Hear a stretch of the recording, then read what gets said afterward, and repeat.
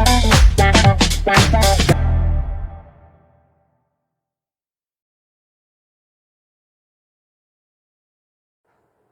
Students, chemical reactions and equations part 10। तो इससे previous video में आपने क्या पढ़ा था?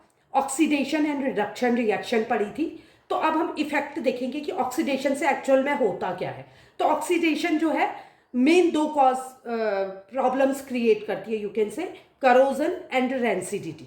तो what is corrosion and what is rancidity? First of all हम डिस्कस करेंगे फर्स्ट वाले को, कोरोजन क्या होता है। तो आपने रस्टिंग देखी होगी, मोस्ट कॉमन एग्जांपल ले रही हूं मैं।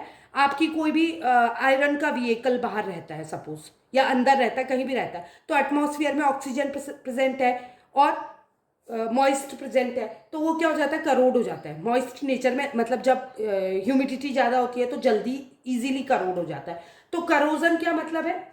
रस्टिंग का होना। रस्टिंग मतलब हिंदी में अगर आप बोलोगे तो इसका मतलब होता है जंग का लगना। तो जंग खा जाता है। क्या होता है कि मेटल, सपोज ये मेटल का एक टुकड़ा है, ठीक है, ये ऐसे ही पड़ा है, इसमें कोई पेंट या ऑयल नहीं किया। प्रिवेंशन का तरीका है आप ऑयल कर दो या पेंट की कोटिंग कर दो। अगर आप ऑयल या पेंट की कोटिंग कर दोगे तो क्या होगा? मेटल के ऊपर एक लेयर चढ़ जाएगी, तो अंदर का मेटल जो है वो डायरेक्ट ऑक्सीजन के टच में नहीं आ पाएगा, जिससे वो क्या होगा? रस्टिंग नहीं होगी, मतलब मेटल का ऑक्सीडेशन नहीं होगा। तो आयरन जब ऑक्सीडाइज्ड होता है तो उसके ऊपर रेडिश ब्राउन लेयर बन जाती है, और ये बढ़ते बढ़ते उसको क्या कर देती है? बिल्कुल तोड़ देती है। तो ये डैमेज करता है। क्या क्या डैमेज करता है? Car bodies, bridges, iron railings, ships, और जो भी आयरन के आइटम्स होते हैं उनको डैमेज करता है अगर उसको प्रिवेंशन ना किया जाए। तो करोजन का एक एग्जाम्पल हो गया, rusting is a form of corrosion.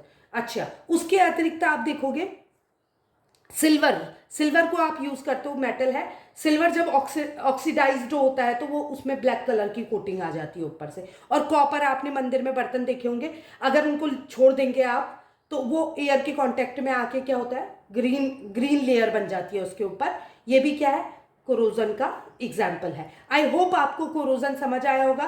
तो इसकी डेफिनेशन क्या देंगे आप? Corrosion is a natural process which converts refined metal to their more stable oxides. मतलब मेटल अपनी रिफाइंड प्योर फॉर्म में है, लेकिन करोजन क्या करता है? उसको ऑक्सीडाइज्ड करके उसको क्या स्टेबल ऑक्साइड्स बना देता है, मेटल ऑक्साइड्स बना देता है। और ये क्या होता है? ये ग्रेजुअल डिस्ट्रक्शन ऑफ मटेरियल। ये धीरे धीरे, ग्रेजुअल माने धीमी गति से डिस्ट्रक्शन करता है, मतलब खत्म कर देता है, खा जाता है किसको? मटेरियल को, जिसका ऑक्सीडेशन होता है। अब आते हैं रेंसिडिटी में। तो रेंसिडिटी क्या होता है? जो फैट और ऑयल होते हैं, आप तेल यूज करते हो किचन में, फैट यूज करते हो कोई चीज, तो वो चीजें क्या होती है? मतलब खाना जब आप रखते हो, अगर उसको प्रॉपर रखोगे नहीं तो वो क्या होता है? ऑक्सीजन उसके कांटेक्ट में आके उसको रैंसिट कर देती है। कैसे पहचानोगे?